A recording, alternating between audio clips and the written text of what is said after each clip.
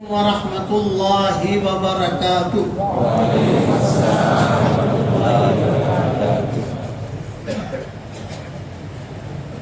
الحمد لله نحمده ونستعينه ونستغفره ونؤمن به ونتوكل عليه ونعوذ بالله من شرور أنفسنا ومن سيئات أعمالنا ونعوذ بالله من شرور أنفسنا ومن سيئات أعمالنا من يهده الله فلا مضل له ومن يضلله فلا هادي له ونشهد أن لا إله إلا الله وحده لا شريك له ونشهد أن سيدنا ومولانا محمدا عبده ورسوله صلى الله عليه وعلى آله وأصحابه وبارك وسلم تسليما كثيرا كثيرا. أما بعد فأعوذ بالله من الشيطان الرجيم. بسم الله الرحمن الرحيم. ومن أحسن قولا ممن دعا إلى الله وعمل صالحا وقال إنني من المسلمين. ولا تستوي الحسنة ولا السيئة ادفع بالتي هي أحسن فإذا الذي بينك وبينه عداوة كأنه ولي حميم.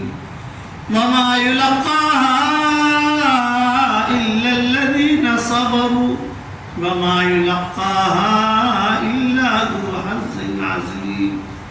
وإما ينزغنك من الشيطان نزغ فاستعذ بالله إنه هو السميع العليم. صدق اللہ العظیم. قابل احترام بھائیوں، دوستوں اور بزرگوں، دین پر چلنے میں اللہ تعالیٰ نے سب کی کامیابی رکھی ہے. طے شدہ بات ہے کہ دیندار کامیاب ہوگا اور بے دین یہ ناکام ہوگا. یہ سچ بات ہے، یہ نبیوں کی بات ہے. سچ ہمیشہ سچ ہی رہتا ہے، چاہے اس پر کوئی عمل نہ کرے. اور جھوٹ باطل ہمیشہ باطل ہی رہتا ہے، چاہے ساری دنیا اس پر عمل کرے. یہ اصول ہے. حق حق ہے، چاہے کوئی اس پر چلے نہ چلے، اس کا کوئی مسئلہ نہیں ہے. حق ہے اللہ کی طرف سے، بات حق ہے. اور باطل جو ہے وہ باطل ہے، چاہے ساری دنیا اس پر چلتی ہو. یہ نہیں دیکھا چاہتا کہ کوئی چل رہا ہے کہ اللہ نے کہہ دیا بات ختم ہو گیا. اس لیے یہ دعوت اور تبلیغ کا کام ہم جو کرواتے ہیں، تین چلہ نکلواتے ہیں، کبھی چلہ نکالتے ہیں، جوڑ کرتے ہیں، مشورے کرتے ہیں، اس کا مقصد یہ ہے کہ ہماری زندگی میں دین آئے. یعنی کہ فلاں دیندار بنے، وہ بات کی چیز ہے. سب سے پہلے یہ کہ وقال اننی من المسلمین ومن احسن قولا ممن دعا الى اللہ وعمل صالحا وقال اننی من المسلمین. یہ تین باتیں بتائی قرآن میں. جو اللہ کی طرف لوگوں کو بلائے اس سے اچھا کون ہو سکتا ہے؟ کوئی بھی نہیں. وہی اچھا آدمی ہے لیکن خود دیندار بھی ہو. میں اللہ کی طرف بلاؤں اور میری زندگی میں دین نہ ہو تو یہاں پہ مسئلہ اٹکتا ہے. میں اللہ کی طرف بلا رہا ہوں لیکن جس چیز کی طرف بلا رہا ہوں میری زندگی میں نہیں ہے، اس کا اثر نہیں ہوگا. اسی لیے تین شرطیں لگائی. ایک تو اللہ کی طرف بلانا، دوسرا خود اچھا عمل کرنے والا ہو، تیسرا وقال اننی من المسلمین، میں عام مسلمانوں میں سے. ہمارے دعوت کے کام میں آج کل سب سے بڑی مشکل ایک مسئلہ ہو رہا ہے. مردوں کو پیر بننے کا شوق ہو رہا ہے اور عورتوں کو آپائی بننے کا شوق ہو رہا ہے. یہ زوال کی علامت ہے. ہمارے یہاں پیر آپا، یہ تو پیر تو ہوگا جسے اللہ پیر بنائے گا. آپا وہ بنے گی جسے اللہ آپا بنائے. اللہ بناتا ہے. خالی تسبیح پکڑنے سے، ہاتھ کے موزے بنانے سے، تھوڑے تسبیح گھمانے سے، امامہ پہننے سے کوئی پیر نہیں بنتا. آسمانوں سے انتخاب ہوتا ہے. تو دعوت کے کام میں یہ 3 بنیادی چیزیں یاد رکھنا: اللہ کی طرف بلانا، اور خود کا دیندار ہونا، اور تواضع کے ساتھ رہنا، اخلاق کے ساتھ. حضور صلی اللہ علیہ وسلم سے بڑا نبی کون ہوگا؟ لیکن آپ صلی اللہ علیہ وسلم نے سب کے ساتھ اخلاق برتے. ماننے والا اس کے ساتھ بھی اخلاق برتے، نہیں مانتا اس کے ساتھ بھی اخلاق برتے. پتہ ہے کہ پکا دشمن ہے، اللہ نے اس کے ساتھ بھی اخلاق برتے. حضور صلی اللہ علیہ وسلم نے پتہ ہے کہ اس نے بہت میرے ساتھ معاملہ کیا ہے، بہت مجھے گالیاں دی ہیں، میرے خلاف گانے گائے ہیں، حضور صلی اللہ علیہ وسلم اس کے ساتھ بھی اخلاق برتے. مکہ مدینہ منورہ میں ایک لڑکی تھی جسے طائفہ کہا جاتا تھا. یہ مدینہ منورہ کا قصہ ہے. آخر درجے کی لڑکی، جب وہ نکلتی تھی خوشبو لگا کر، تو صحابہ کہتے تھے کہ وہ آ رہی ہے. چونکہ مدینہ منورہ میں مسلمان بھی تھے، مدینہ منورہ میں مشرک بھی تھے، مدینہ منورہ میں یہ یہود بھی تھے. نصارہ مدینہ منورہ میں بہت کم تھے، یہ مکہ میں تھی. نصارہ اور مشرک اور مسلمان وہ تھے. یا یہودی زیادہ تھے مدینہ منورہ میں. تو مشہور تھا پورے مدینہ منورہ میں کہ یہ لڑکی جو ہے 6 درجے کی ہے، آخری درجے کی لڑکی. وہ نکلتی تو رستے میں لوگ جو ہے وہ چلتے چلتے لوگوں کو ہاتھ پکڑ لیتی. اب کتنا آخری درجہ ہو گیا ہے، کیونکہ حضور صلی اللہ علیہ وسلم نے اس کے ساتھ بھی اخلاق برتے.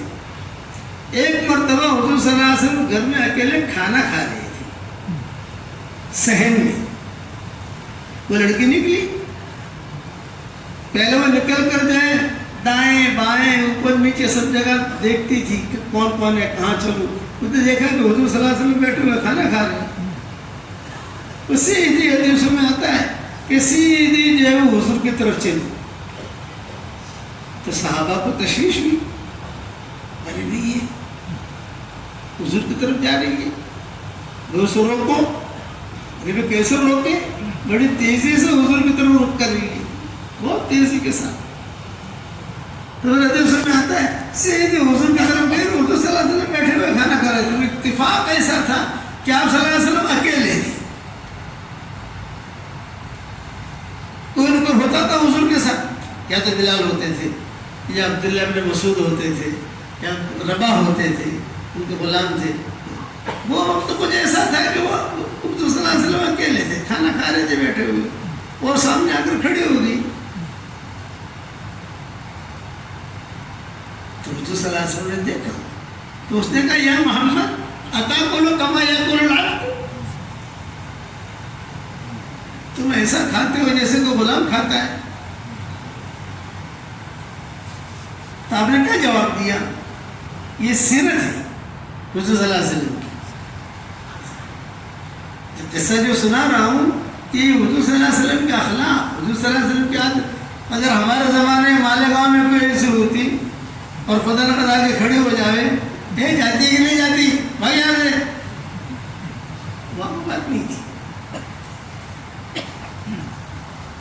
اور سوال کر رہی ہے حضور کو اتاکلوا کما یاکل العبد، آپ ایسے کھاتے ہیں جیسے غلام کھاتا ہے.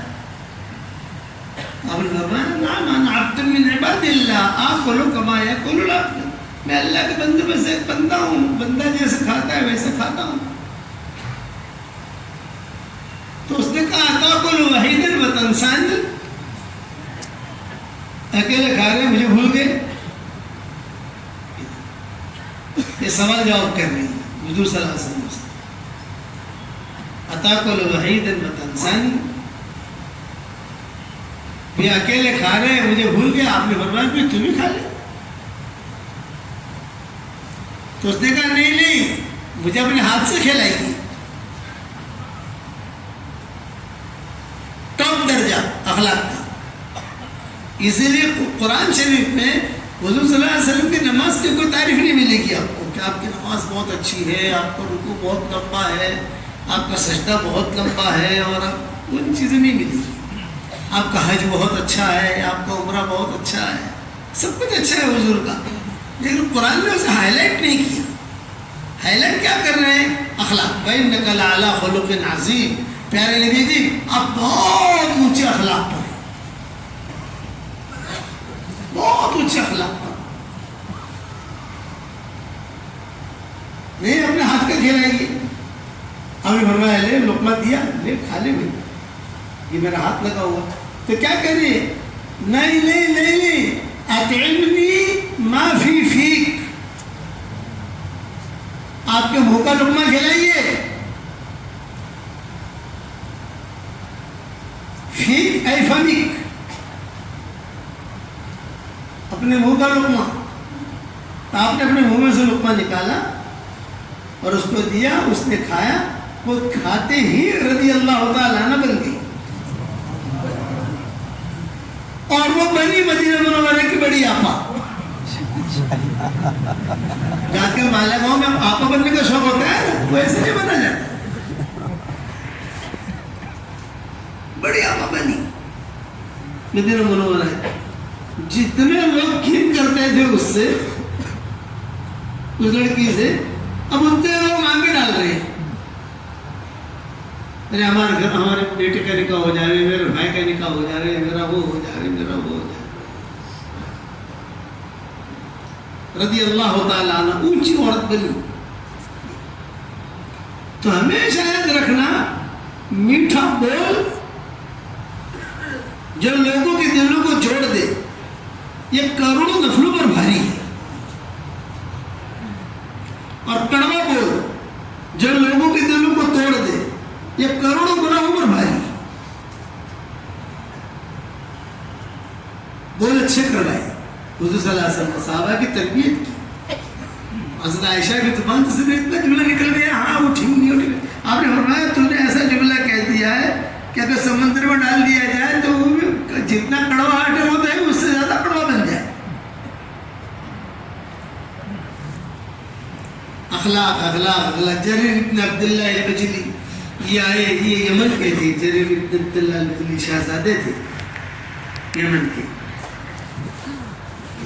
وہ آئے اور آنے کے بعد ایک روایت نہیں ہے کہ حضور خطبہ دے رہے, اور وہ مسجد سے داخل ہوئے, اس پر بھیڑ بھاڑ ہوتی نہیں تھی. حضور نے دیکھا کہ جریر آئے, جریر جریر. حضور خطبہ چھوڑ کر سیدھے گئے وہاں. صحابہ دیکھ رہے ہیں کہ حضور کہاں جا رہے ہیں. کہ خطبہ تو نہیں چھوڑا جاتا نا, خطبے کی تو اہمیت ہے. اور جا کر مصافحہ کیا, اور مصافحہ کر کے جو ہے اپنے چادر دی, جی اس کے اوپر بیٹھو. سارا مجمع دیکھ رہا ہے کہ حضور یہ اخلاق برت رہے, اس کے ساتھ کون ہے یہ آدمی. تو لوگوں نے کہا کہ ہادہ جریر ابن عبداللہ البجلی, یمن کا شہزادہ ہے یہ. تو جریر ابن عبداللہ بھی جریر ابن عبداللہ تھے. جس کو اللہ حکومت دیتا ہے تو اللہ اس کو ایسے عقل بھی دیتا ہے.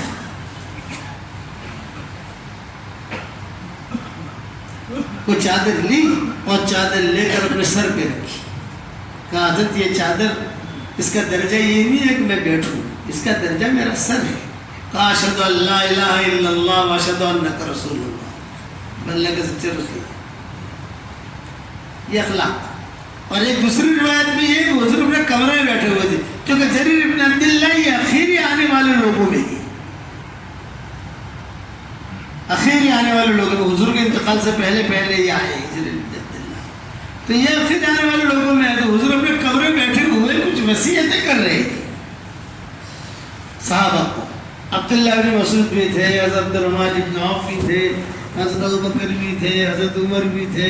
یہ سب بیٹھے ہوئے. حضور صلی اللہ علیہ وسلم کا کمرہ بہت چھوٹا, بڑا بنگلہ تو تھا نہیں.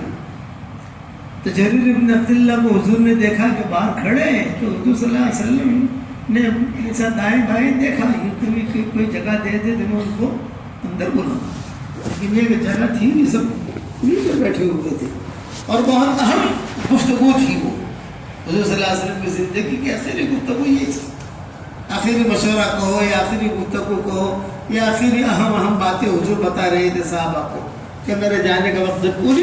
اس مجلس میں حضور نے کہا تھا عبدالرحمن بن عوف سے کہ دیکھو جن لوگوں سے تمہیں دین ملا ہے ان کی قدر کرنا، ان کی اولادوں کی قدر کرنا، اگر تم نے ان کی اولادوں کی اور ان کی قدر نہ کی تو نہ تمہارا فرض قبول ہوگا نہ تمہارا نفل قبول ہوگا۔ اس مجلس میں حضور نے کہا تھا، بکھرے موتی میں نے مضمون لکھا ہے، ہم رائے گڑھ کے اجتماع میں تھے تو مولانا زبیر صاحب اس وقت میں تو رائے گڑھ کا اجتماع جو ہوتا تھا وہ اپنے شان کا ہوتا تھا، اب تو شان و شوکت رہی نہیں جو تھی پہلے۔ مولانا زبیر صاحب نے کہا نہیں مولوی یونس تم نے تو پریشانی میں ڈال دیا۔ میں نے کیا پریشان کیا؟ ارے وہ حدیث تم نے لکھی نا عبدالرحمن بن عوف والی، میں تو رات رات بھر پڑھ کر روتا رہتا ہوں۔ بکھرے موتی میں، بکھرے موتی نام تو سنا ہے نا بھائی، کتاب کہیں نہ کہیں ہوگی، مالیگاؤں میں آئی ہوگی نہیں آئی پتہ نہیں، ہمیں پہنچ تو گئی ہوگی۔ یہ اسی میں انہیں ایام میں حضور نے باتیں کہی تھی صحابہ سے، تم یہ کرنا، تم یہ کرنا، تم یہ کرنا، تم یہ کرنا، آئندہ سال میں یہ نام نہیں رکھوں گا۔ ناموں کے بارے میں بھی حضور نے اعلان کیا تھا اپنے انتقال سے پہلے کہ بھائی فلاں فلاں نام مجھے پسند نہیں ہے، آئندہ سال میں زندہ رہا تو وہ نام رکھنے کا منع کروں گا امت کو کہ وہ نہ رکھے گا۔ یہ بھی انہیں ایام میں کہا تھا۔ یہ مجلس تھی، دیکھا کہ عبدالرحمن یہ جریر ابن عبداللہ کھڑے، تو اب جب سارے کے سارے بیٹھے رہے، جگہ تھی نہیں، کوئی اٹھنے کی، کسی کو اٹھانا تو مناسب نہیں، تو حضور نے اسی وقت میں چادر لی، چادر لے کر ہی ڈالی، یہ کہا جریر اس پر جو ہے تم بیٹھ جاؤ۔ تو جریر ابن عبداللہ نے کھڑے کھڑے وہ چادر لی اور اپنے سر پہ رکھی اور کہا یہ چادر کا درجہ میرا سر ہے، اور کہا اشہد ان لا الہ الا اللہ واشہد انک رسول اللہ، آپ اللہ کا سچے نبی ہیں۔ داعی کے بد اخلاق نہیں ہوگا، یہ میری نصیحت یاد رکھنا، داعی کبھی بھی بد اخلاق نہیں ہوگا، وہ ہمیشہ نرم رہے گا، ہمیشہ اخلاق کے ساتھ ہی بات کرے گا۔ نبیوں کو ستایا تو نبیوں نے ایک جملہ کہا، انی نصحت لکم ولکن لا تحبون الناصحین، میں نے تمہیں بہت سمجھایا لیکن تم لوگ سمجھانے والوں کو پسند نہیں کرتے۔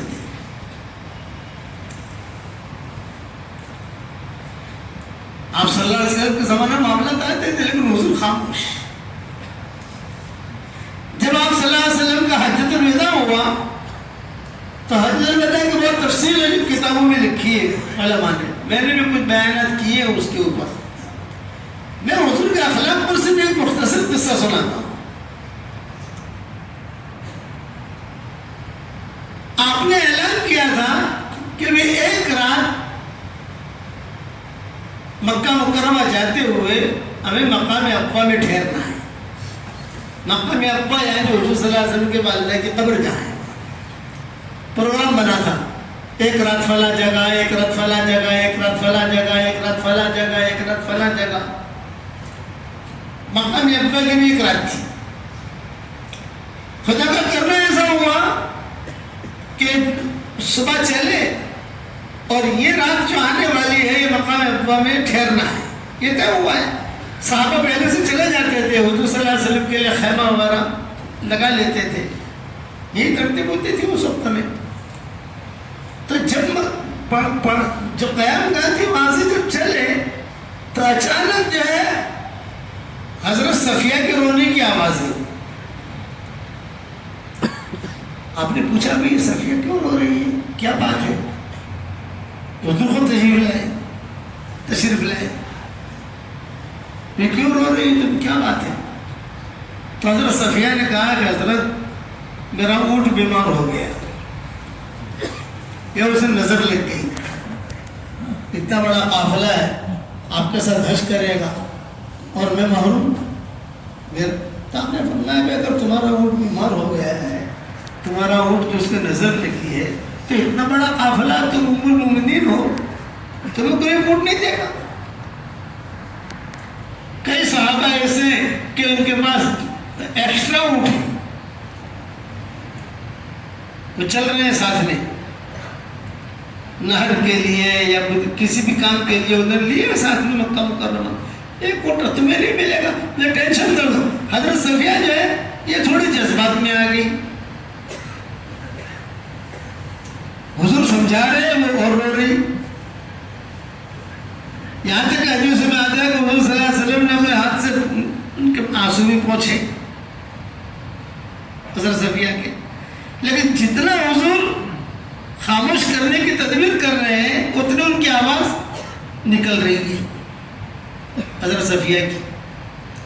مائیں بھی جمع ہو گئی، ساری مائیں ساتھ تھی، حجۃ الوداع کے موقع پر ساری مائیں ساتھ تھی، اور جو فتح مکہ ہوا اس میں صرف حضور نے 2 ماؤں کو لیا تھا، حضرت ام سلمہ کو اور حضرت میمونہ کو، کیونکہ وہاں غزوہ تھا، کچھ پتہ نہیں وہاں کیا ہوگا مکہ میں، اور یہاں تو حجۃ الوداع ہے، مکہ فتح ہو چکا ہے، مطلب کوئی ٹینشن کی بات ہے نہیں، سب ماؤں کو لیا تھا حضور نے، چلو ہمارا یہ آخر یہ ہے کہ وداعی حج ہے، چلو ہمارے ساتھ حج کرو۔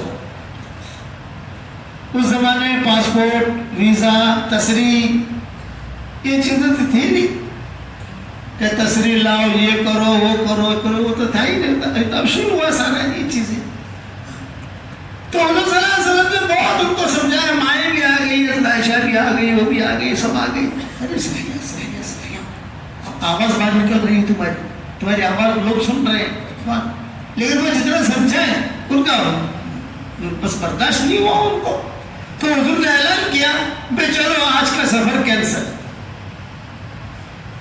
بھائی پڑاؤ یہ ڈال دو، مکہ میں اقوام پڑاؤ ڈالنا تھا نا، رات وہاں گزارنی تھی، تو آپ نے ان کے رونے کی وجہ سے اور ان کے ٹینشن کی وجہ سے وہی پڑاؤ ڈال دیا، چلو مکہ میں ابا بعد میں دیکھیں گے،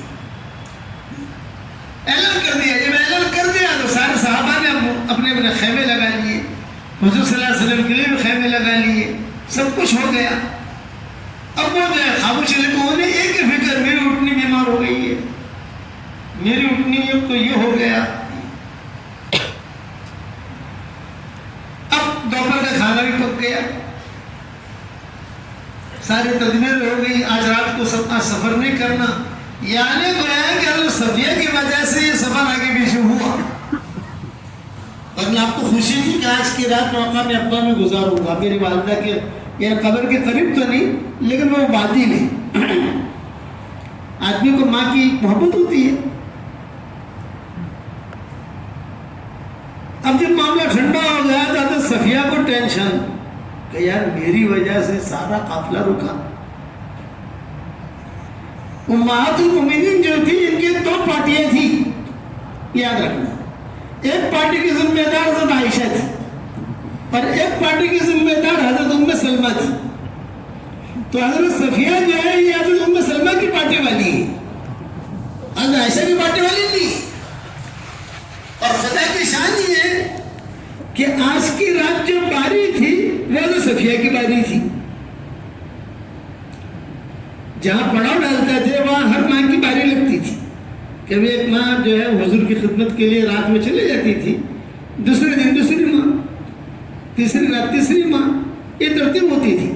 تو آج کی رات کی باری کس کی؟ حضرت صفیہ کی، اور انہی کی وجہ سے مسئلہ ہوا ہے سارا۔ اور یہ جو ہے حضرت ام سلمہ کی پارٹی میں، اب حضرت صفیہ ٹینشن میں ہے میں کیا کروں، یہ سیدھی آئی حضرت عائشہ کے پاس، یہ کہا بہن جی آج تو جو ہوا آپ کو معلوم ہے، اب میں بہت ٹینشن میں ہوں کہ بھئی میری وجہ سے سارا معاملہ ہوا، سارا قافلہ رکا، حضور صلی اللہ علیہ وسلم کو آج ٹھہرنا تھا مقام ابوا میں، لیکن میں جذبات میں آ گئی، اس کی وجہ سے سارا معاملہ ہوا، تو میں بڑی ٹینشن میں ہوں، تو میں آپ کے پاس آئی ہوں۔ حالانکہ یہ ہے ام سلمہ کی پارٹی میں، پوچھنا چاہیے وہاں، لیکن یہ سمجھنے لگے کہ آج مسئلہ حل ہوگا عائشہ سے، ام سلمہ سے مسئلہ حل ہونے کا نہیں آج، کہ عائشہ جو ہے یہ حضور صلی اللہ علیہ وسلم یہ خود تو کچھ مجھے رائے دے گی، تو عائشہ نے کہا ہاں مسئلہ تو ہوا ہے، تو تم کیا چاہتے ہو یہ بتاؤ؟ یہ کہا بھائی مسئلہ مجھے ٹینشن یہ ہے کہ آج میری باری ہے، اب میری باری ہے مجھے تو جانا ہی پڑے گا وہاں، اب جانا پڑے گا پتہ نہیں اندر کیا ہوگا، اسے پر بوجھ تو پڑا ہوگا، اتنا بڑا مسئلہ ہو گیا، لا مجھے رائے دو میں کیا کروں؟ تو حضرت عائشہ نے کہا مجھے سوچنے دو۔ نہیں جلد بازی ہوتی ہے نا کہ نہیں اماں جلدی جلدی اس کا کچھ فیصلہ ہو، کچھ ترتیب بناؤ، یا تو سفر پھر شروع ہو، سمجھ گئے؟ اب سفر کیسے شروع ہوگا بھائی؟ سفریں خیمے ڈال دیے، کھانے پک گئے، اٹھنیاں چرنے کے لیے چلی گئی، اٹھنیاں آگے چلی گئی، سب ایک ترتیب ہوتی ہے نبی کے سفر کی۔ لیکن حضرت صفیہ بیٹھی ہوئی ہے حضرت عائشہ کے پاس، امی سورج غروب ہونے میں تھوڑا ہی وقت رہ گیا، کیونکہ سورج غروب ہونے کے بعد وہ بارش شروع ہوتی تھی، تو میری باری ہے مجھے جانا پڑے گا وہاں۔ میں حضور کے اخلاق سمجھا رہا ہوں۔ تو حضرت صفیہ نے خود نے کہا میرے ذہن کے اندر ایک بات آتی ہے عائشہ، کہ بتاؤ کیا؟ کیونکہ میری رائے یہ ہے کہ آج کی رات میں تم چلی جاؤ، جو بھی کالا دھولا ہو سمجھ لینا، سمجھ گئے نا؟ بے وہ ناراض ہو، ادھر خوش ہو، کوئی ہو، جو بھی اونچ نیچ ہو، آج کی رات میں نمٹا دینا اور تم چلے جاؤ۔ تو حضرت عائشہ نے کہا بہت اچھا میں جاتی ہوں۔ اب سورج غروب ہونے کے بعد حضرت عائشہ آ گئی، تو آپ نے فرمایا اویش، بیوی کا پیار والا نام رکھنا ہماری شریعت میں سنت ہے، لیکن دھمال والا نہیں۔ حضرت عائشہ کا نام عائشہ تھا، حضور صلی اللہ علیہ وسلم پیار میں کہتے تھے اویش، پیار میں کہتے تھے عائش، پیار میں فرماتے تھے صدیقہ، پیار میں کہتے تھے عفیفہ، پیار میں کہتے تھے حمیرہ، الگ یہ نام نہیں تھی، نام تھا عائشہ۔ تو آپ جب حضرت عائشہ آئی تو فرمایا اویش آج تمہاری باری تو نہیں ہے، تم کیسے آ گئی؟ تو حضرت عائشہ نے جواب دیا ذالک فضل اللہ یؤتیہ من یشاء، یہ اللہ کا فضل ہے، اللہ جسے چاہیے دے۔ حضرت عائشہ کہتی ہے کہ پوری رات میں نہیں، پوری رات خدمت کرتی رہی حضور صلی اللہ علیہ وسلم کی، جو بھی خدمت ہے، پانی لاؤ، یہ لاؤ، وہ لاؤ، وہی خدمت ہے اور کیا ہے، اور آرام بھی کیا تہجد، اور وہاں حضرت صفیہ کی گھسڑ بگڑ ہو رہی ہے، سمجھ گئے نا کہ پتہ نہیں صبح حضرت عائشہ آئے گی، کیا خبر لائے گی، کیا ہوا کیا نہیں ہوا، قصہ بڑا ہوا ہے نا۔ تو جب الرحیل کا اعلان ہوا، اب دوسرا دن ہے، اب رحیل کا اعلان ہوا، الرحیل یعنی چلو کہنے سامان تیار کرو، سب کجا میں کسو، یہ کسو وہ کسو۔ تو حضرت عائشہ بھی اپنے خیمے کی طرف نہیں، اپنے اٹھنے کی طرف، حضرت صفیہ کہہ رہی ہے عائشہ کیا ہوا، سمجھ گیا نا؟ حضرت صفیہ کو یہ ٹینشن ہے کہ ہوا کیا رات کو، میرے بارے میں کچھ کہا حضور نے، یہ بات کی۔ تو حضرت عائشہ نے کان میں چپکے سے کہا دیکھو حضور کو تو یاد بھی نہیں ہے، اتنا بڑا قصہ کہ حضور نے ایک جملہ اپنی زبان سے نکالا نہیں ہے، ایک جملہ، بس اب تو خاموشی کے ساتھ چلتی رہے، زیادہ پوچھنا مت حضور کو، معافی بھی مت مانگنا، معاف کر دے، وہ ہو گیا، ختم ہو گئی بات۔ ہمارے پرنسپل محسن صاحب تھے، وہ کہتے تھے ایسے موقع کے موقع آتے تھے تو کہتے تھے کہ دیکھو بھی اب تمہاری گاڑی جو ہے نا وہ پٹری پر آ گئی ہے، اب گریس لگا دے جاؤ، چلتے جاؤ۔ محسن صاحب کہتے تھے، ہمارا نظام الدین کو کسی کا معاملہ ہوتا تو کہتے مولوی رسول کو کہتے کہ تمہاری گاڑی جو ہے پٹری پر آ گئی ہے، اب گریس لگا دے جاؤ، چلتے جاؤ، ذرا بولنا مت۔ تو حضرت عائشہ نے کہا کہ پوری رات میں ایک تذکرہ میں حضور نے نہیں کیا۔ یہ حضرت ہارون کے اولاد میں سے تھی، یہ جو گوری لڑکیاں ہیں دنیا میں یہود، دیکھو موسیٰ علیہ السلام، ہارون علیہ السلام، یہ اوپر کے نسل، ان کے نسل میں سے ہی تھی حضرت صفیہ۔ ترجمہ کہتی ہے کہ اتنا بڑا مجھ سے قصور ہوا، میں روئی، حضور میں مقام اقوا میں قیام نہیں کیا، ایک دل میں بات تو پڑھو، لیکن پوری زندگی کبھی حضور صلی اللہ علیہ وسلم نے اس کا تذکرہ نہیں کیا. اور ہمارے یہاں تو 100 سال کے بعد بھی آپ سمجھ گئے نا، معمولی سا نمک جو ہے زیادہ ہو جائے کھانے میں تو آسمان نیچے زمین اوپر، یہاں ملی ہے اوپر مت ملنا. ہمیشہ میری نصیحت یاد رکھنا، زبان کے بول میٹھے رکھو، برداشت کرو، صبر کرو. صبر کرنے سے آپ بہت بڑی طاقت بنو گے، بہت بڑی طاقت. جھیلنے سے طاقت آ جائے گی آپ کے اندر، اللہ آپ کے ساتھ ہوگا. اس کے بعد جو آنسو نکلیں گے نا، وہ آنسو بڑے طاقت والے ہوں گے. آدمی جھیلے، برداشت کرے، ساتھیوں کو لے کے چلے، ساتھی کے محاسن کو دیکھے، ساتھی بہت. یہ مالے گاؤں کے اندر پہلے کیا تھا ہمیں معلوم ہے. مولانا محمود صاحب تھے رحمۃ اللہ علیہ، یہاں اللہ ان کی قبر کو نور سے منور فرمائے، ان کے درجات کو بلند فرمائے. وہ دور بھی ہم نے دیکھا ہے مالے گاؤں کے اندر. ان کی ماں کا قصہ بھی ہمیں یاد ہے. مولانا محمود صاحب وہ خود سناتے تھے. مولانا محمود صاحب کیا فسادات ہوئے تھے، مولانا یوسف صاحب رحمۃ اللہ علیہ نے مجھے کہہ دیا تو عربوں کے جواب دے کے چلا جا، تیری ماں مل جائے گی تجھ کو. یہ مولانا محمود صاحب روتے ہوئے سناتے تھے. بولے بھساور رشتے سے فسادات ہوئے تھے اس دور کے اندر، تو اس میں ان کی والدہ گم ہو گئی. یہ قصہ ہوا تھا، یہ مالیگاؤں کا قصہ ہے. تو میں بڑا پریشان، میری ماں کہاں تھی، میری ماں کہاں کی، میری ماں کا.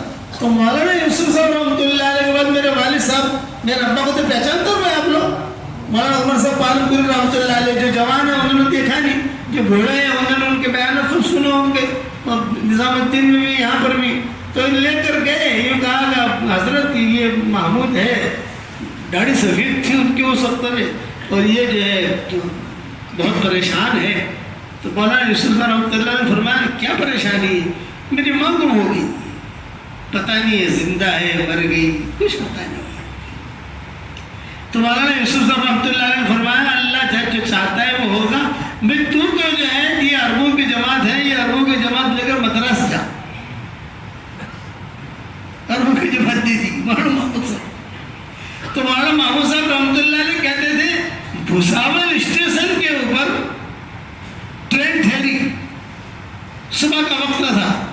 عربوں نے کہا کہ محمود ہمیں تو گرم گرم چائے چاہیے، چائے. تو میں نیچے اترا، میں نیچے اتر کر بھساول میں ٹرین کافی دیر ٹھہرتی تھی اس وقت، اب تو پتہ نہیں ہے لیکن کافی دیر ٹھہرتی ہے وہاں. کافی دیر، آدھے گھنٹے کا تھا. عربوں نے کہا مجھے چائے چاہیے، چائے پلاؤ، ٹھنڈی بہت ہو رہی ہے. میں کہا چائے لینے کے لیے گیا، اب جماعت کا امیر میں ہی تھا، میں چائے لینے کے لیے گیا اور جو ہے چائے لے رہا تھا. اتنے میں قریب میں آواز آئی، ارے محمود. میں نے دیکھا میرا نام لے کے کون پکارا ہے. ارے محمود دائیں طرف دیکھ. میری آواز میں تو بھول گیا، میں نے دیکھا کہ میری ماں تھی. یہ سناتے تھے ہم کو قصہ روتے ہوئے کہ مولانا یوسف صاحب کی اور مولانا عمر صاحب کی برکت میں نے وہاں دیکھی کرامت. اب میں بڑا پریشان، کیا کروں؟ جمع جا رہی ہے مدراس، ماں یہاں ہے، چھوڑو کیسے اس کو؟ تو عربوں کو سنایا میں ایسا، عربوں نے نہیں تم تو ماں کو لاؤ لاؤ لاؤ، ٹکٹ کے پیسے ہم دیں گے، یہ کریں گے. وہ ماں کو بٹھا دیا، ماں کو وہاں مدراس اتارا. مدراس جا کے مولانا یوسف رحمۃ اللہ علیہ کو فون کیا کہ حضرت یہ ہوا. حضرت نے کہا 3 چلی کو اور نیت کر لے.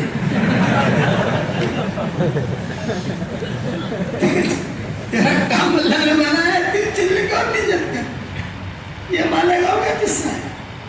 اور مالیگاؤں کی ایک لڑکی بشرا، اس کا بھی قصہ ہوا ہے. یہ بات لمبی ہو جائے گی. اس کا نام تھا بشرا، یہ اس کا بھی قصہ یہاں ہوا ہے، مالیگاؤں بھی ہوا ہے. تو مالیگاؤں تاریخی جگہ ہے اور اونچی جگہ ہے. یہاں اللہ تعالیٰ نے صلاحیت رکھی ہے، لیکن یہ صلاحیت اسی وقت تو قبول ہوگی جب صفات ہوں گی. ورنہ جب کام پھیلتا ہے تو رضائل آنے شروع ہوتے ہیں. یہ اصول ہے اللہ کا. اس لیے پھیلاؤ کے زمانے میں آدمی اپنے آپ کو سنبھالے. ایک ساتھی کا اکرام مزاج کے خلاف ہوگا، اس میں کوئی شک نہیں ہے کہ مزاج کے خلاف ہوگا. عبد الرحمن ابن عوف اور خالد ابن ولید. عبد الرحمن ابن عوف بہت پرانا آدمی، خالد ابن ولید نئے آدمی. یہ ہمارے لیے تو وہ بھی پرانے ہیں، لیکن ان کے ماحول میں خالد ابن ولید نیا. اب تو خالد ابن ولید اور عمار ابن یاسر. عمار ابن یاسر بہت پرانا آدمی، سب سے پہلے ہماری شریعت میں مسجد بنانے والے حضرت عمار ہیں. حضور صلی اللہ علیہ وسلم جب ہجرت کر کے پہنچے قبا تو حضرت عمار نہیں تشکیل کی صحابہ کی کہ حضور صلی اللہ علیہ وسلم تشریف لائے اور تم جو ہے بیٹھے ہو کہ حضور کے ٹھہرنے کی جگہ کرو. ٹھہرتے رہے کسی کے گھر میں، خود ان کی جگہ ہونی چاہیے. آؤ میرے ساتھ، آؤ میرے ساتھ، آؤ میرے ساتھ آؤ.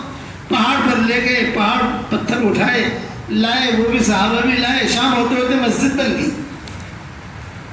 حضور کا پھر وہاں ٹھہرا ہے. بہت پرانا آدمی خالد بن ولید نے. حضرت عمر بہت پرانا آدمی، خالد بن ولید نے. لیکن ان تینوں کے قصے خالد بن ولید کے ساتھ مزاج میں میل نہ ہونے کے آتے ہیں. حضرت عمر خالد بن ولید مزاج میں میل نہیں تھا. عمار بن یاسر خالد بن ولید مزاج میں میل نہیں تھا. عبد الرحمن بن عوف خالد بن ولید مزاج میں میل نہیں تھا. اس کے قصے آتے ہیں، لیکن ایک دوسرے کو نبھانا، برداشت کرنا. میرے والد صاحب رحمۃ اللہ علیہ فرما دیتے جنہوں نے حضرت عثمان کو نہیں نبھایا ان کو یزید کی ماننی پڑی. یہ میرے والد صاحب کہتے تھے کہ جنہوں نے حضرت عثمان کو نہیں نبھایا، یہ تو ایسے ہے، یہ تو ایسے ہے، یہ تو ایسے ہے، یہ تو ایسے ہے، ان سب کو یزید کی ماننی پڑی. پھر حالات آئے مدینہ پر ساتھیوں کو نبھایا جاتا ہے. ایک مرتبہ مشورے میں کچھ مسئلہ ہو گیا عبد الرحمن بن عوف کا خالد بن ولید کا.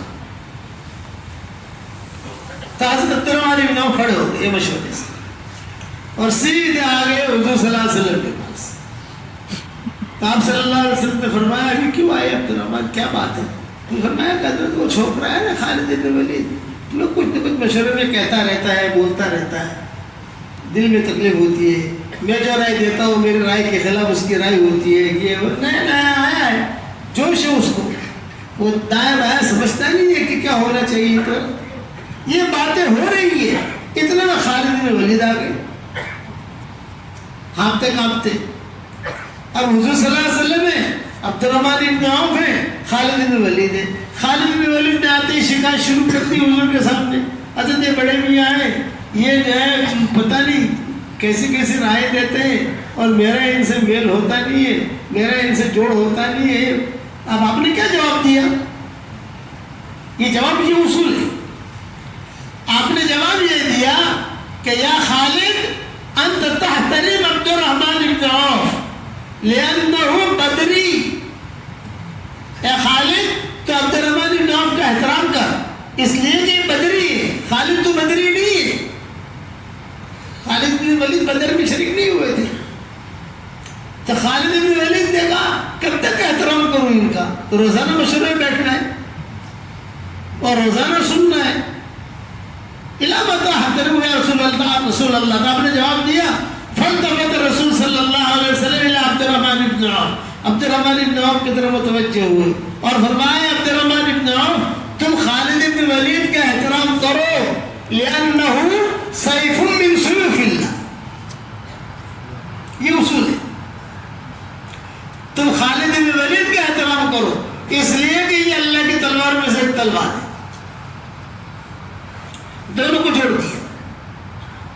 تو ہمارے یہاں جوڑنے کی بات ہوتی ہے. کوئی مسئلہ ہو تو جوڑیں گے ہمارے ساتھیوں. محبت، پیار، اخلاق، ہدیے، دعائیں. جدہ میں عرب ساتھیوں کے اندر انتشار تھا.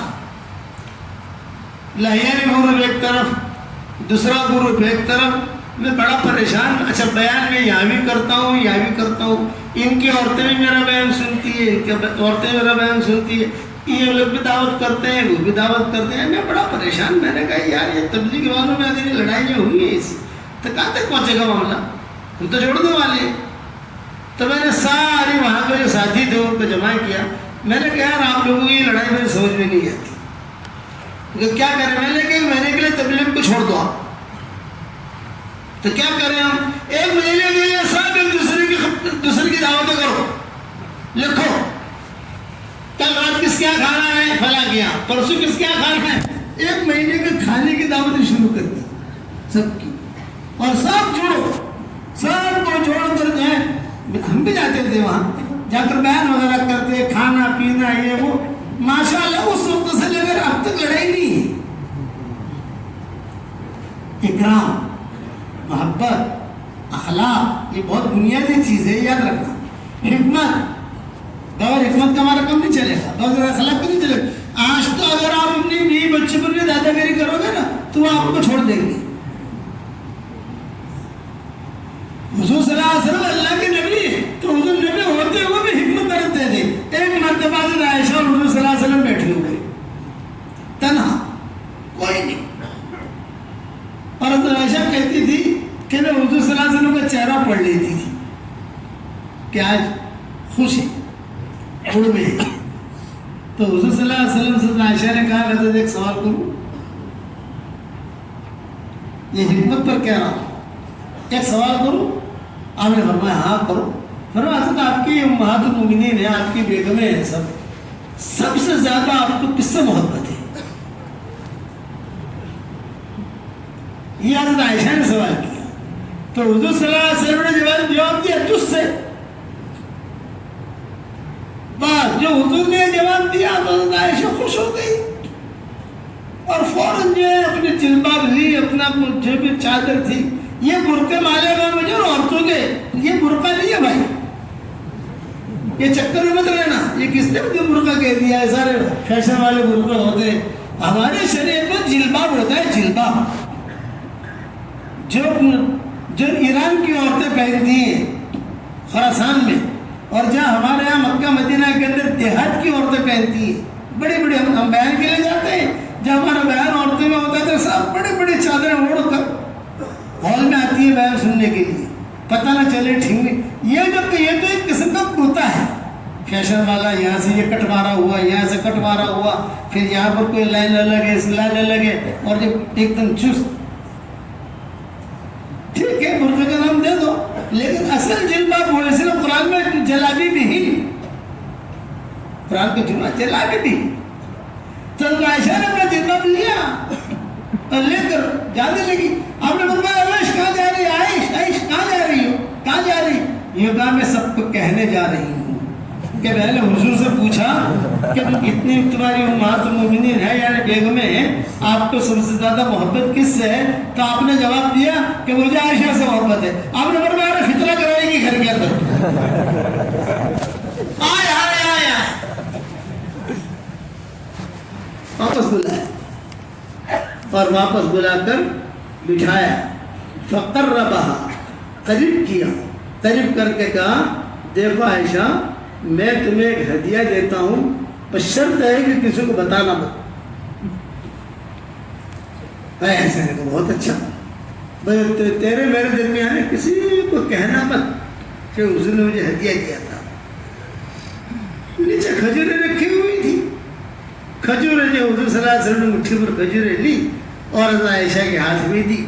یہ تو بہت بڑی چیز ہے کہ نبی اپنے ہاتھ سے کسی کو کوئی چیز دے. بس یہ ہدیہ ہے، کسی کو بتانا مت، کسی کو کہنا مت. ماں عائشہ خوش ہو گئی، بات ختم ہو گئی. اب حضور صلی اللہ علیہ وسلم دوسری ماؤں کے وہاں جاتے تھے، ہر ماں کے بعد جا کر فقربا ان کو بھی قریب کیا اور قریب کر کے کہا کہ دیکھو میں تمہیں ایک ہدیہ دیتا ہوں، کسی کو بتانا مت، کسی کو بتانا مت. سب کو پکا کیا اور سب کو مٹھی میں بھیجے رہی تھی، سب کو. اب ہر ماں خوش. کاش تو حضور صلی اللہ علیہ وسلم نے ہمارے ساتھ ماشاءاللہ بہت قرب کا معاملہ کیا، ہدیہ دیا ہمیں اور اپنے ہاتھ سے دیا، اپنے ہاتھ سے ہمارے ہاتھ میں دیا. اس قصے کے کچھ دنوں کے بعد، کچھ مہینوں کے بعد، 1 سال 1.5 سال کے بعد مائیں پھر جمع ہوئی کسی کام سے. مشورہ ہوتا تھا حضور کے گھر میں. جب مشورہ ہوتا تھا تو آگے ام سلمہ اور عائشہ بیٹھتی تھی اور ان کی پارٹی ان کے پیچھے بیٹھتی تھی. سمجھ گئے نا؟ اگر کسی بات میں دونوں متفق ہو گئی معاملہ ختم ہو گیا، اوکے. لیکن ایک نے بھی اگر مخالفت کی کہ نہیں میری تو یہ رائے ہے تو پھر معاملہ تھوڑا سا لمبا ہوتا تھا. تو آپ فرماتے تھے کہ یہ دونوں اگر خوش ہو جائیں کسی مسئلے کے اندر متفق ہو جائیں تو مسئلہ ہو جاتا تھا. تو ایک خاص مسئلہ تھا. اب وہ خاص مسئلہ کا تو بیان کرنے کا وقت نہیں ہے. خاص مسئلے میں ماؤں کو حضور نے جمع کیا، مشورہ شروع ہوا. مشورہ بہت اچھے طریقے سے پورا بھی ہو گیا. تو حضرت عائشہ نے سب کے سامنے پوچھ لیا، حضرت ساری آپ کی بیگمیں جمع ہے، آپ مجھے یہ بتائیے کہ سب سے زیادہ آپ کو محبت کس سے؟ پہلے تو تنہائی میں پوچھا تھا نا بھائی، اور سب کے سامنے. تو آپ نے کیا جواب دیا؟ جس کو میں نے کھجور دی تھی اس سے محبت ہے.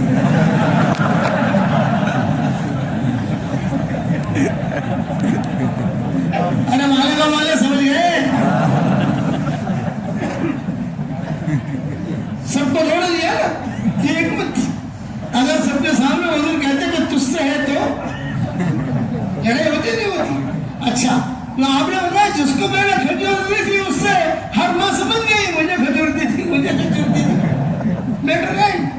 لیکن اب قصہ کتابوں میں کیسے آیا؟ جب راز کی بات تھی کتابوں میں کیسے آئی؟ یہ اصل بات حضور کا بتانا مت کسی کو، پھر کسی کو کہنا مت، پھر کسی کو کہنا یہ کتابی مورخین نے کیسے لکھا ہے اسے. تو حضور کے انتقال کے بعد مائیں جو ہے جب غم ختم ہو گیا، جب ایک معاملہ رخ جو ہے صحیح چلنے لگا سب کچھ، تو مائیں جمع ہوتی تھی اور مائیں جمع ہو کر جو اپنے پرانے دن یاد کرتی تھی. فلاں وقت میں یہ ہوا، فلاں غزوے میں یہ ہوا، فلاں سفر میں یہ ہوا، فلاں سفر میں یہ ہوا. تو حضرت عائشہ رضی اللہ تعالیٰ عنہا نے ماؤں سے کہا میرا اور حضور کا ایک راز ہے جو کبھی تم کو بتاؤں گی نہیں. سمجھ گئے بھائی؟ اب جب ماؤں کے سامنے کہا تو ظاہر بات ہے مائیں کہنے لگے کہ تیرا اور حضور کا ایک راز ہے، تو بھی نبی کی بیوی ہم بھی نبی کی بیوی ہیں، کیا راز ہے بتاؤ؟ کبھی بتاؤں گی. معاملہ چلا وہ مائیں کہنے لگی نہیں بتانا پڑے گا بتانا پڑے گا بتانا پڑے گا. کیا راز ہے؟ بتانا پڑے گا. پھر حضرت عائشہ نے کہا کہ ایک مرتبہ حضور صلی اللہ علیہ وسلم نے مجھے قریب کر کے اپنے ہاتھوں سے کھجوریں دی تھی اور کہا کہ عائشہ میرے ہاتھ سے تجھے دے رہا ہوں تو کسی کو بتانا مت. یہ اتنا مجھے اس وقت سے اچھا لگا اس سے حضور نے میرے ساتھ معاملہ کیا. تو ماؤں نے کہا وہ تو ہم کو بھی دی تھی، تجھے اکیلے کو نہیں دی تھی، وہ تو ہم بھی تھی اس کے اندر، ہم کو بھی دی تھی. تب جا کر کتابوں میں اور مورخین کے پاس آئی، صحابہ میں گئی، وہاں سے وہاں گئی، وہاں سے وہاں گئی، وہاں سے وہاں گئی، پھر گاڑی آگے چلی. اسے کہتے ہیں حکمت. آپ صلی اللہ علیہ وسلم کا جو ہے اس لیے دعوت کے کام والے کے لیے سب سے بنیادی چیز ہے شفقت،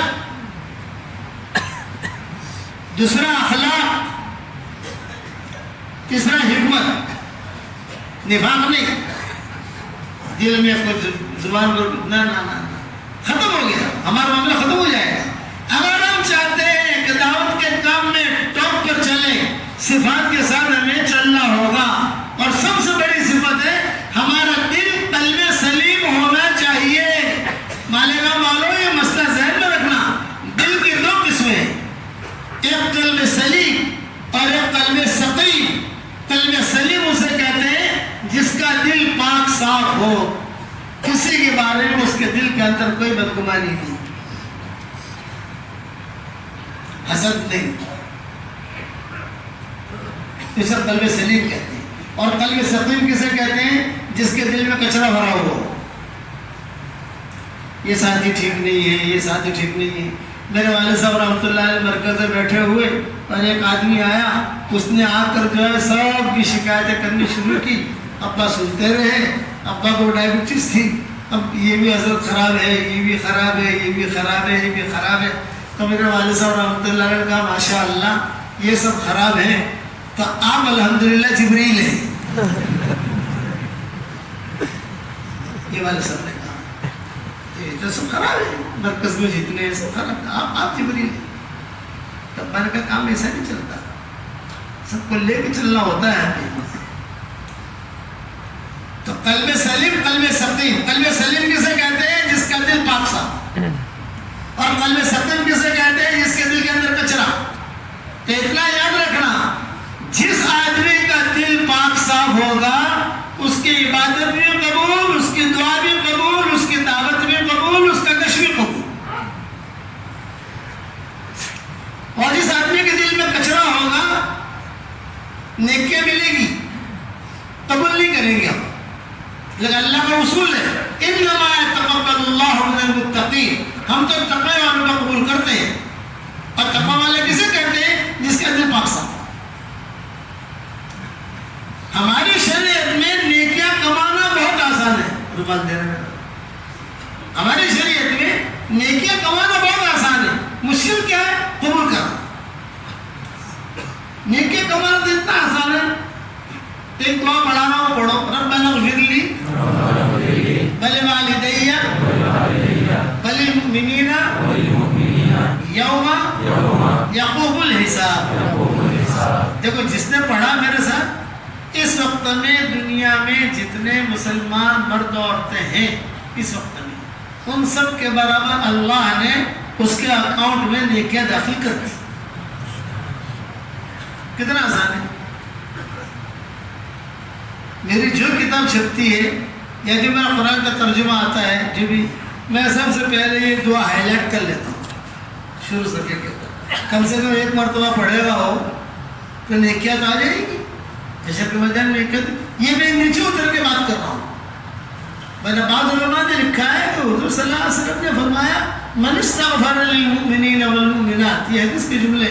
تو آدم علیہ السلام کے زمانے سے لے کر قیامت تک کے آنے والے مسلمان مراد ہوں گے، اس میں انسان نے جنات بھی مراد ہوں گے۔ میں نے وہ کل چھوڑ دیا، اور بعد میں لکھا کہ نہیں، جب یہ دعا مانگے گا تو اس وقت خالی مرد انسان نہیں، جنات بھی مراد ہوں گے۔ میں نے جناتوں کو چھوڑ دیا، صرف انسانوں کو لیا، پکی ٹھیک بات۔ اب اتنا نیکیاں کمانا آسان ہے ہماری شریعت میں، کتنا آسان ہے۔ میاں بیوی ایک دوسرے کی طرف محبت کی نگاہ سے دیکھیں اور دونوں مسکرائیں، محبت کی نگاہ سے دیکھیں اور دونوں مسکرائیں تو اللہ بھی مسکراتے ہیں۔ گھر جا کر عمل کر لینا بھائی، اور پھر یہ کہتے ہیں مت کہنا کہ باپو آئے تھے انہوں نے کہا تو میں مسکرا رہا ہوں لیکن تیری میری لڑائی جو ہے وہ تو ہے، یہ مت کرنا بھائی۔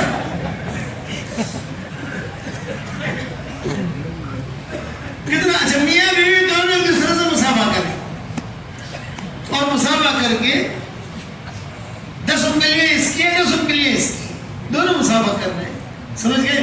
تب تو گناہ ان کے ہاتھوں سے، ان کے انگلیوں سے ایسے جھڑتے ہیں جیسے نل کھولوں کا پانی کے اندر تھر تھر تھر تھر نیچے آتا ہے، ایسے گناہ جھڑتے ہیں۔ نیکیاں کمانا، گناہ معاف کرانا، یہ ہماری شریعت کا آسان نسخہ ہے۔ مہنگا نسخہ کیا؟ قبول کرانا، ایک سجدہ قبول ہو جائے۔ مولانا یوسف رحمۃ اللہ علیہ فرماتے تھے ایک گشت قبول ہو گیا، یہ اقوام عالم کی ہدایت کے فیصلے کرا دے گا۔ ایک گشت، یہ اتنی اونچی چیز ہے، لیکن آج مسئلہ ہے کہ ہمارے دل میلے ہو گئے، فی قلوبہم مرض فزادہم اللہ مرضا۔ اسے حضور صلی اللہ علیہ وسلم دعا مانگتے تھے، اللہم طہر قلوبنا من النفاق، اے اللہ ہمارے دل کو تو نفاق سے پاک رکھ۔ آپ کہتے تھے صحابہ کو میرے سامنے کسی کے بارے میں کوئی بات مت، شکایت مت کرو بھائی، میں چاہتا ہوں کہ تمہارے پاس آؤں، میرے دل میں کوئی بات نہیں ہونی چاہیے۔ حضرت صفیہ کا اتنا بڑا مسئلہ ہوا، زندگی میں حضور نے وہ بات یاد نہیں دلائی کہ تو نے یہ کیا تھا، یہ کیا بات ہے، اسی اعتبار سے تو بڑھتی ہے۔ تو حکمت اور اخلاق، حکمت پر عائشہ کا قصہ سنایا، جو ڈاکوؤں کا قصہ سناتا ہوں میں۔ آپ صلی اللہ علیہ وسلم نے جب ہجرت کا ارادہ کیا تو حضور پہلے تو صدیق اکبر حضور کے پاس آئے، اور حضور کے پاس آ کر کہا کہ حضرت میں کہ کیا پریشانی ہے؟ کہ میں میری بچیاں ہیں، باپ بھی میرا بوڑھا ہے ابو قحافہ، اور بہت پریشانی ہے، اب جو ہے مجھے آپ مکہ والے بہت پریشان کر رہے ہیں، آپ مجھے اجازت دے دیں میں حبشہ کی طرف چلا جاؤں۔ آپ نے فرمایا بھی تم حبشہ کی طرف جاؤ گے تو میں اکیلا رہوں گا یہاں، مکہ میں اکیلا؟ حضرت بہت پریشانی میں آ گیا، بہت پریشانی میں، آپ نے اجازت دے دی جاؤ۔ صدیق اکبر روانہ ہو گئے، بیچ میں کوئی مشرک ملا مکہ کا، دادا قسم کا آدمی تھا مشرک تھا، وہ ملا، اس نے کہا میں کہاں جا رہے تم اس طرح؟ تو میں ہجرت کر کے مکہ میں نے چھوڑ دیا۔ ارے مکہ والوں کو تو تمہاری ضرورت ہے، تم جاؤ تو میرے سے چلے گا، میں تمہارا کفیل ہوں، تمہارا ذمہ دار ہوں، چلو میرے ساتھ۔ وہ بڑا آدمی تھا، لوگ ڈرتے تھے اس سے۔ مکہ میں آ کر اعلان کیا کہ ابو بکر کو میں نے ویزا دیا ہے اور ان کو میں نے امن دیا ہے، کوئی بھی اس کو مارے نہیں۔ صدیق اکبر سے بھی کہا کہ تم جو ہے بالکل بنداس رہو یہاں۔ مکہ والوں نے کہا کہ دیکھو ایک شرط پر، حرم میں نماز نہیں پڑھے، اپنے گھر میں نماز پڑھے۔ صدیق اکبر نے کہا گھر میں نماز پڑھوں گا۔ اب صدیق اکبر گھر میں نماز پڑھتے تھے، حضور صلی اللہ علیہ وسلم کو پتہ نہیں کہ صدیق اکبر آئے ہیں، وہ تو گھر میں آ کے بیٹھ گئے۔ اب گھر میں نماز پڑھتے تھے تو مکہ والے دیکھنے آتے تھے، ارے کیسا قرآن پڑھ رہا ہے، کیسا نماز پڑھ رہا ہے، بھیڑ شروع ہو گئی۔ مکہ والوں نے کہا کہ یار ان کے تو گھر میں بھی بھیڑ شروع ہو جاتی ہے۔ فرمایا صدیق اکبر سے کہا کہ دیکھو یہ مت کرو۔ صدیق اکبر نے کہا گھر میں تو پڑھوں گا میں، تمہیں جو ہوتا ہے کر لو۔ آپ کو اطلاع ہوئی ارے کیا ابو بکر کے بارے میں کچھ سن رہے ہیں مکہ میں؟ فرمایا وہ تو آ گئے واپس۔ اچھا، اب معائشہ کی روایت ہے اگلی۔ معائشہ کہتی ہے دوپہر کا وقت تھا اور عام طور سے حضور صلی اللہ علیہ وسلم ہمارے یہاں دوپہر کے وقت تشریف نہیں لاتے تھے، لیکن اب کی مرتبہ جو ہے بچیاں تھیں، میں اور اسما، ہم کچھ کھیل رہی تھی اور دروازہ کھٹکھٹایا کسی نے۔ صدیقہ بولنے کا بیٹا کہاں دیکھو کون ہے؟ حضور ہے۔ رسول اللہ صلی اللہ علیہ وسلم یہ سب طرح کیسے آئے؟ تو حضور صلی اللہ علیہ وسلم تشریف لائے اور بیٹھے، بچیوں نے پانی وغیرہ رکھا، تو حضور صلی اللہ علیہ وسلم نے کہا کہ ابو بکر ایک بہت راز کی بات کرنے آیا ہوں اس وقت میں، اگر بچیاں یہاں سے ہٹ جائیں تو زیادہ اچھا ہے۔ صدیق اکبر نے کہا کہ میری بچیاں ہیں، یہ تو بھولی بھالی ہے، اگر میں ہٹاؤں گا تو وہ دل پر لے گی کہ بھی ہمیں کیوں ہٹایا، آپ کو جو بات کرنی ہے آپ کہیں، نہیں بچیاں تھوڑی دور چلی جائیں تو اچھا ہے۔ صدیق اکبر نے کہا کہ یہ محسوس کرے گی، ان کے دل میں بات ٹھس کر جائے گی کہ حضور نے پتہ نہیں کیا کہا ہوگا۔ آپ جو ہے ابھی دیکھو کھیل رہی ہیں دونوں کو دونوں، آپ تو جو بات کرنی ہے وہ کر لو، میں سمجھ جاؤں گا۔